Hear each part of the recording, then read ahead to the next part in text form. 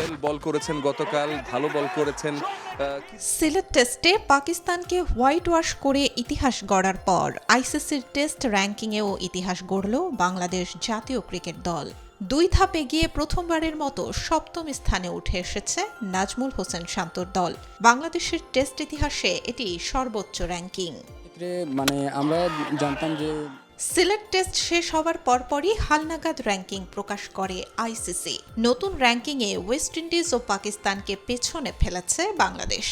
2 ধাপ এগিয়ে 9ম স্থান থেকে 7মে উঠে এসেছে টাইগাররা। অন্যদিকে 2 ধাপ পিছিয়ে 6ষ্ঠ থেকে 8ম স্থানে নেমে গেছে পাকিস্তান।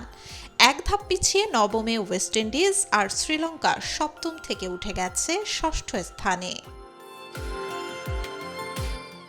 পাকিস্তানকে ধবলধোলাই করার পর বাংলাদেশের রেটিং পয়েন্ট বেড়ে হয়েছে 78। বিপরীতে পাকিস্তানের পয়েন্ট কমে দাঁড়িয়েছে 75। বাংলাদেশের উপরে থাকা শ্রীলঙ্কার point 86।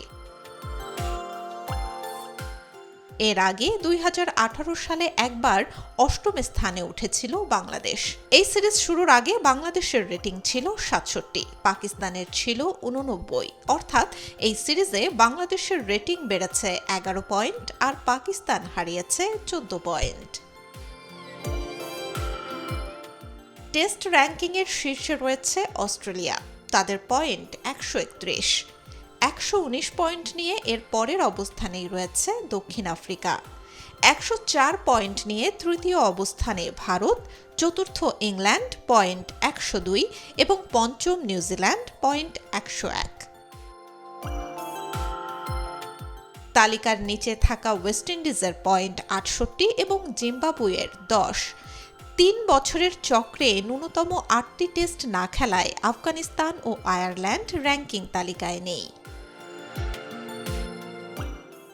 Desk report, B news 24।